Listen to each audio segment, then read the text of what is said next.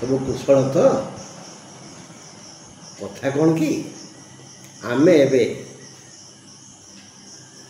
मेष राशि उपर आलोचना करिबा। जून 14 रु जुलाई 15 जाए ए मासर भल मंद को नहीं मेष राशि बंधु माने किभली जीवन यापन करिवे ताहा आज आलोच्य वस्तु। मेष राशि पाई चलित मास माने जून 14 रु जुलाई 15 पर्यंत शुभ हम। पूर्व मास अपेक्षा ए मासरे अधिक रु अधिक सुख शांति आनंद प्रफुल्लता प्रसन्नता मिल। सुप्त बंधुगण जागृत हेबे आउ अमिल मेल हेब। कथा कहूनुवा भाई पाखु आसी ओठ धरी टे गेल कर एक शुभ समाचार नहीं ये मास आसी मेष राशि को यथेष्ट आनंद मिल। रवि बुध शुक्र केतेकांशरे शनि संपूर्ण राहु ये मासरे सहाय हेबे। मासाधिपति रवि मित्र गृह मिथुन तृतीय तेणु रवि तरफ दीटा भल खबर मिल जे दूर यात्रा करिवे। प्रथम खबर व्यवसायी माने व्यवसायर विकास पाई छात्र छात्री और गवेषक माने उच्च शिक्षा पाई चाकरिया मानकर प्रमोशन हम एथिपाई एमाने दूर यात्रा गमन करिवे। रवि कहू आउ हाथ को भल दुई पैसा आसीबो। अनेक दिगर बंद बाट खोली। बुध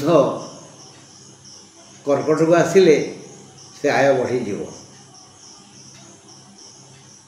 से बुध केबे आसिबे 22/6 बुध कर्कट को आसिबे 29/6 शुक्र वृष को आसिबे। तेणु सुखर द्वार खोली। द्वादश शनि सुख भी देवे दबा कथा नुह से देवे कहीं दिए पर कह। बृहस्पति जो अश्विन नक्षत्र व्यक्ति माने अश्विन मेष ये अश्विन नक्षत्र धारी व्यक्ति मान विपद पादरे कष्ट हम। से कष्ट बहुविध हुए तो कंटा पशि बाहर गोड़ी रगड़ी हो जापे बड़ा गंठी मोड़ी हो जापे माने बड़ा गंठी पाखर पाद से जो चाखंडे लंबा 4 आंगुल चौड़ा से जो एरिया से जो परिवेश से जो परिस्थान मैंने पाद कष्ट हो। बाकी द्विजा कृषिका यही दुई मेष सुख शांति आनंद धन पाए। देखा कौन विश्वस्तु अच्छी रवि मिथुन रे मित्र गृह रे तृतीय रे एणु मेष पाई दुईटी सुजोग आसिब यथा धनागम हेब ओ दूरयात्रा करि पारिबे। हुए तो व्यवसायर विकास पाई बा उच्च शिक्षा पाई बा गवेषणा पाई बा चाकरी पाई अथवा चाकरीर प्रमोशन पाई दूर यात्रा जोग अच्छी। 22/6 पर बुध कर्कट गले हाथ को भल 2 पैसा आसीबो। विभिन्न दिगरु आय पंथा खोली जीव। 29/6 शुक्र वृष को जीवे तेणु बहु सुख मिल। सुखर मूल कारण धन। द्वादश शनि भी सुख दे पारती। बृहस्पति जो अश्विन नक्षत्र व्यक्ति माने पादरे जंत्रणा पाइबे मात्र द्विजा और कृतिकादय सुख भोग करेंगे। एकादश राहु सबु क्षेत्र में लाभ देवे सबु क्षेत्र में सामाजिक पारिवारिक दाम्पत्य लौकिक बौद्धिक आर्थिक दैहिक एमती सबु क्षेत्र में सहाय हेबे एकादश राहु। ये गला शुभ खबर। पंचम मंगल तृतीय गुरु द्वादश शनि रोग पाख छाड़बनी किछि ना किछि रोग आपण को आक्रमण कर। खरा दिन गुड़गुड़ी होगी गभीर देह हाथ कुंडे हम गोटे रोग नुह कि ठंडा गुड़ाए ठंडा पानी पीबे फ्रिज पानी पीबे ठंडा काश हम रोग हम माने रोग छाड़बनी सब क्षेत्र किए कौ माने सहाय हे पंचम मंगल तृतीय गुरु द्वादश शनि बहु रोग जो बहु कष्ट भोगे। पंचमस्थ केतु शोक संवाद आनी व्यथित कराइबे। पंचमस्थ केतु शोक संवाद शुणाइबे। मोटामोटी व्यवसायी कृषक आईनजीवी और चिकित्सक मानक ये मासटी बहु सहायक हेब।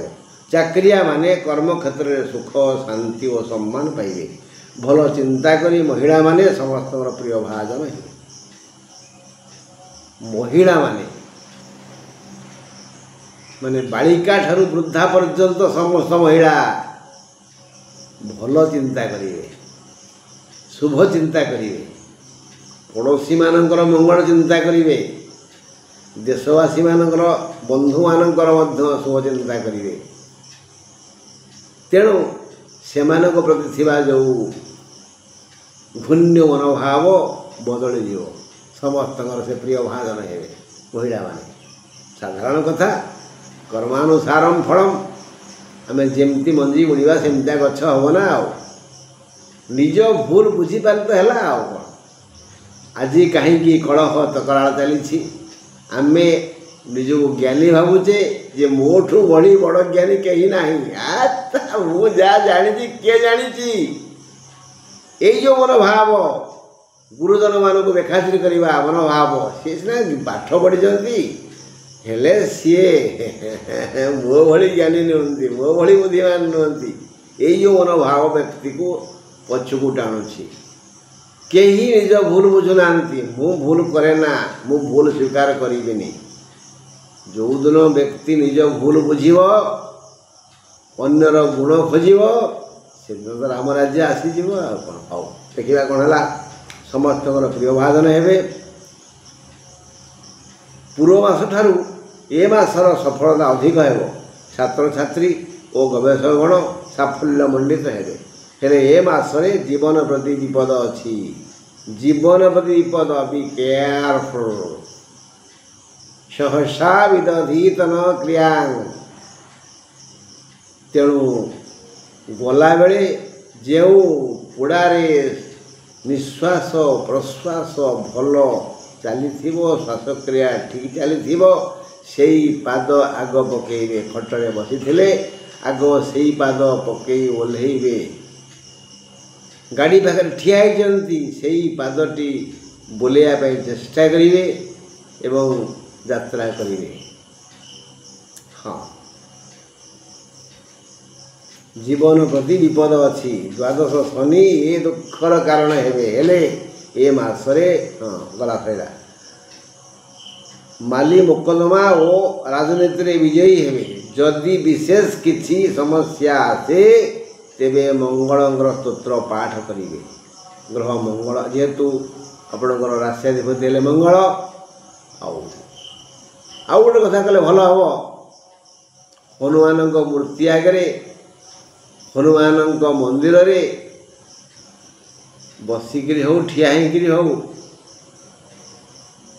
टिके बड़ पार्टी 108 थर राम राम राम शुणे हनुमान राम नाम शुणला टे आखि खोलिबे भाविबे ये चंडाल कहीं मते खुशी कराऊँगी बोधे विपद रे पड़ी ହଁ ଭାଇ ବନ୍ଧୁ କୁଟୁମ୍ବ ଯିଏ ଯେଉଁଠି ଅଛ ଯଦି ଶୁଣିପାରୁଥିବ ତାହେଲେ ନିଜର ମଙ୍ଗଳ ପାଇଁ ମଙ୍ଗଳମୟ ସଙ୍କଟମୋଚନ ହନୁମାନଙ୍କୁ ରାମ ଶବ୍ଦ ଶୁଣେଇବେ। ରାମ ରାମ ରାମ ରାମ ରାମ ରାମ ରାମ ରାମ ରାମ ରାମ ହେଲେ ମଙ୍ଗଳ ହେବ। ହଉ ବନ୍ଧୁ ଆଜି ଏତିକି ରହିଲି, ନମସ୍କାର।